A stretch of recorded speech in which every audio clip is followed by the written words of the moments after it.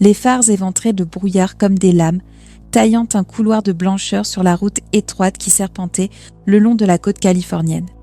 L'océan demeurait invisible en contrebas, perceptible seulement par son grondement sourd sous les falaises. L'asphalte luisait, trempé de brume. L'horloge du tableau de bord indiquait 23h47. Nous roulions depuis des heures, désespérés de trouver un endroit où passer la nuit. Tous les campings officiels affichaient complet. Chaque motel était plein. Le week-end prolongé avait transformé la côte en un fil ininterrompu de phares. Mais quelque part après Big Sur, la circulation s'était évanouie. La nuit s'était creusée, creuse et vide, trop silencieuse. Je me souviens du panneau, rouillé, où l'on pouvait lire Anderson Ridge Road. Une bretelle que je n'avais jamais remarquée auparavant. Elle n'apparaissait pas sur le GPS. Le signal avait disparu 21 minutes plus tôt. Mon partenaire somnolait, la tête contre la vitre. J'ai bifurqué sur le chemin de terre, me disant que nous pourrions dormir dans la voiture jusqu'au matin. Le brouillard s'est épaissi aussitôt, comme un rideau se refermant derrière nous. L'air semblait plus lourd, plus froid. Les seuls bruits étaient le cliquetis du métal qui refroidissait et le chuintement lointain de la mer en contrebas. J'ai éteint les phares. L'obscurité s'est resserrée, totale, presque compacte. C'est alors que j'ai vu la lumière pour la première fois. Elle ne venait pas de notre voiture, mais des bois devant nous. Une faible pulsation orangée, près du sol, vacillant derrière les cyprès. On aurait dit un feu de camp, mais elle n'était pas stable. Elle battait, rythmée, comme calée sur quelque chose d'invisible. J'ai senti mon pouls s'emballer. Il n'aurait dû y avoir personne ici, pas sur une route de service fermée comme celle-ci. J'ai tourné la clé juste assez pour éteindre l'éclairage du tableau de bord. Nous sommes restés immobiles dans le noir, le brouillard teinté d'orange à travers le pare-brise. Mon cœur cognait dans ma gorge. Puis le son est venu. Un bourdonnement grave, profond, vibrant, rien de mécanique. Des voix humaines, montant et descendant à l'unisson, lentement. Ce genre de son qui vous hérisse la peau avant même que l'esprit n'en saisisse le sens. Je me suis figée. Les voix se rapprochaient, des dizaines, peut-être davantage. Graves et aigus mêlés, psalmodiant quelque chose d'incompréhensible. L'air vibrait, comme un diapason appliqué à l'os. Tout en moi criait de partir. J'ai tourné la clé à mi-course, pas assez pour démarrer, juste pour déverrouiller le volant. À travers le brouillard, des formes ont commencé à bouger. Des silhouettes, grandes, encapuchonnées, chacune portant quelque chose qui scintillait faiblement à la lueur du feu. Les champs se sont faits plus secs, plus rapides. J'ai allumé les phares. Le faisceau a transpercé la brume et les a révélés. Une douzaine de figures au moins se tenaient en demi-cercle autour d'un foyer, leurs visages dissimulés derrière des voiles noirs. Au centre du feu se dressait une structure de bois, de minces perches liées entre elles en un cadre grossier. Des os y pendaient, de petits os, des dizaines suspendus à des cordelettes s'entrechoquant dans le vent marin.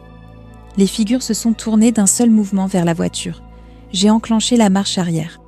Les pneus ont patiné dans la boue avant d'adhérer. Les chants se sont tus instantanément. Ce silence brutal était pire que le bruit. Mon partenaire s'est redressé d'un coup. J'ai passé la première et écrasé l'accélérateur. Le brouillard a tout englouti. Un instant, j'ai cru que nous étions tirés d'affaire, jusqu'à ce que j'aperçoive les lumières dans le rétroviseur. Une paire de phares venait d'apparaître derrière nous sur le chemin étroit, sans aucun bruit de moteur, seulement la lumière qui fendait la brume et se rapprochait rapidement. Ma poitrine s'est serrée. La piste serpentait entre les arbres, sans espace pour faire demi-tour. J'ai poussé la voiture plus loin. Le gravier fouettait le châssis. Les phares derrière nous restaient parfaitement alignés, immuables, glissant sur chaque bosse comme si le véhicule n'avait aucun poids. Devant, la route se resserrait en un vieux pont de bois à voie unique. Le brouillard se dissipait juste assez pour laisser deviner le vide de part et d'autre, un gouffre noir où la falaise plongeait vers la mer. Le pont a tremblé sous le passage de la voiture. À mi-chemin, les lumières poursuivantes ont disparu. Pas atténuées, disparues, éteintes nettes comme avalées par le brouillard. J'ai roulé encore une centaine de mètres avant de m'arrêter. Mes mains tremblaient si fort que j'avais du mal à les maintenir sur le volant. Le silence pesait.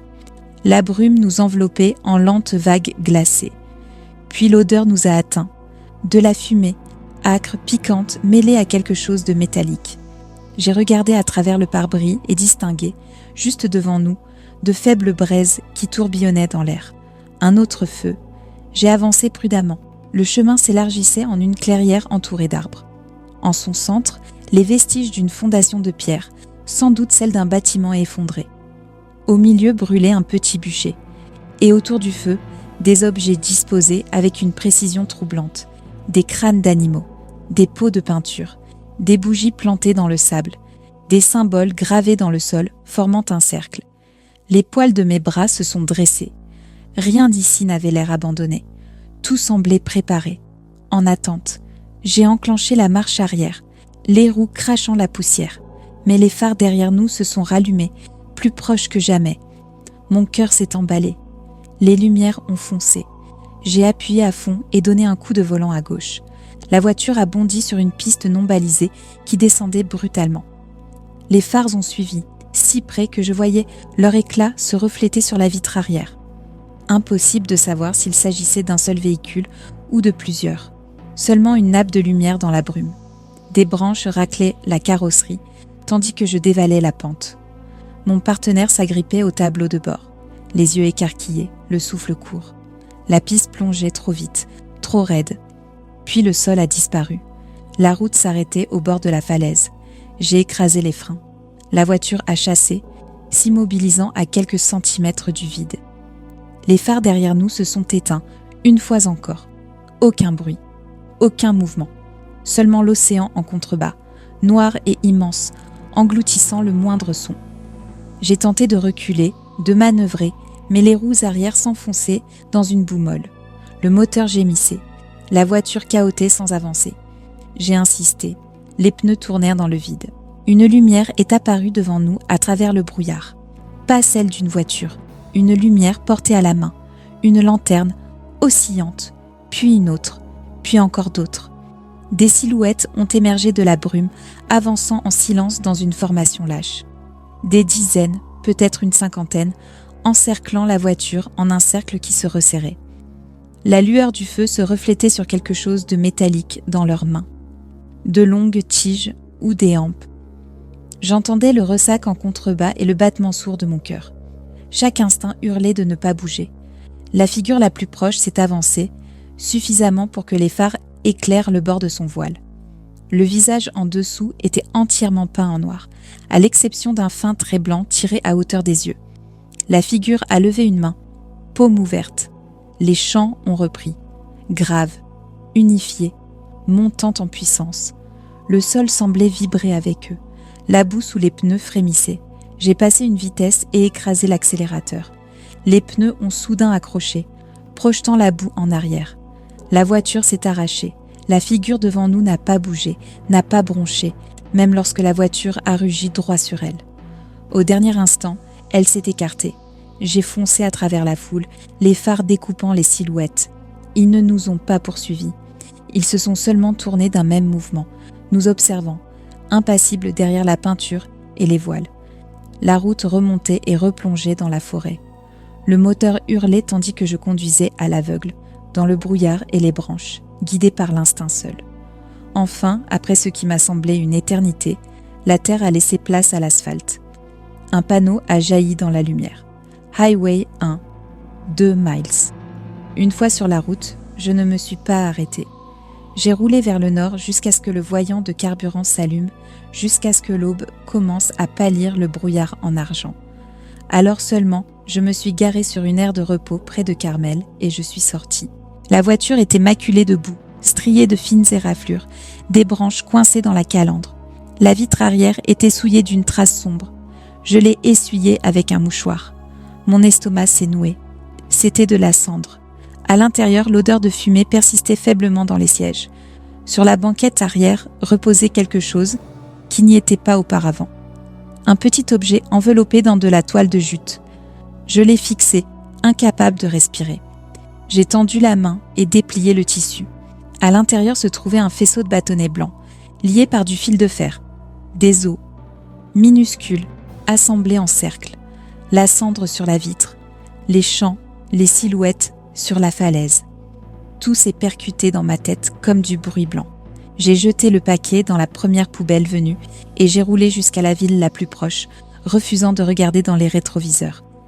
C'était il y a 2 ans. Je ne suis jamais retournée sur la côte depuis. Parfois, la nuit, quand le vent tourne, je l'entends encore, ce même bourdonnement grave, lointain, comme un chant porté par l'air. Je me répète que ce n'est que mon imagination, qu'il s'agissait d'une secte étrange, rien de plus. Mais parfois, les voitures garées devant mon immeuble font clignoter leurs phares une seule fois quand je passe, et je n'arrive jamais à dire si ce n'est qu'une coïncidence.